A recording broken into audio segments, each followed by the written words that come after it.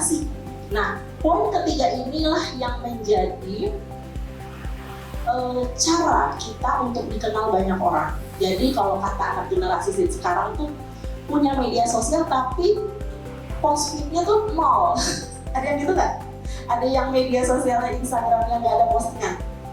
Nah, enggak ya, pasti selalu ada ya. Alhamdulillah, ada banyak sekali gitu. Followernya banyak banget, tapi yang di post nggak ada. Saya bingung, ini dapat tahunnya dari mana gitu kan. Nah, artinya nggak usah malu, nggak usah insecure untuk menampilkan siapa sih kita. Malah kita tuh jadi lebih kuat kalau kita bisa memanfaatkan media untuk bisa, karena ini aset teman-teman. Yang namanya media itu aset dan selalu akan menjadi cara kita untuk bisa dikenal banyak orang. Sebenarnya nggak bisa langsung seperti saya tadi. Ayo turun. Kenapa? Karena ketika tidak semua orang senang apa? Senang disentuh. Gitu.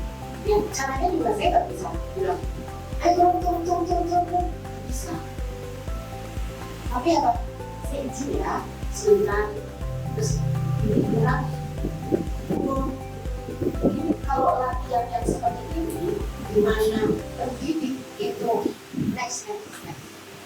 Pendidik itu melakukan pelajaran seperti ini satu dengan satu, itu sebenarnya lebih komunikasinya lebih efektif, etikanya juga ada, apalagi ya posisinya samping ada yang ketika ngajari di depan. Komunikasi interpersonal adalah komunikasi yang terjadi antara kita dengan orang lain atau kita dengan lebih dari satu orang, tetapi bukan masuk pada komunikasi kelompok gitu ya. Jadi kaitannya misalnya kakak-kakak itu dengan siswa. Sebelum saya masuk ke sini, tadi kita udah mendengarkan dua yang disebutkan juga sama Bu Nika, kita di sini bukan karena kita lebih pandai ya. Sebetulnya saya di sini juga agak-agak nggak pede gitu ya. Karena kalau untuk tari, untuk pengajaran saya pikir mungkin kakak lebih paham juga karena lebih kena langsung dengan pengajaran tari. Kalau kita justru fokusnya kan hanya satu aja gitu ya. Nah, saya mau tanya dari yang tadi Bu Nika dan Bu Ani sampaikan, apa sih yang bisa diambil gitu? Ini kaitannya sama mendengarkan. Jangan-jangan yang dengar ya? Kenapa saya judulnya itu terkait dengan minat. Jadi bagaimana para pelatih meningkatkan kemampuan dan dorong minat dan bakat.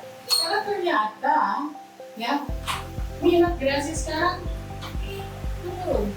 Dan luar biasa buat kalian di tepuk tangan. Ya ada beberapa data yang saya sebagai dosen ya ketika mencoba mencermati ternyata ada data yang dikeluarkan oleh kementerian ya, bahwa orang tua persoalan penurunan minat generasi sekarang itu karena orang tua juga kurang mengenalkan. Nah, bisa ditanya oleh kalian, dari mana kalian bisa mengenal semua? Kenapa kalian pada akhirnya terjun di dunia tari?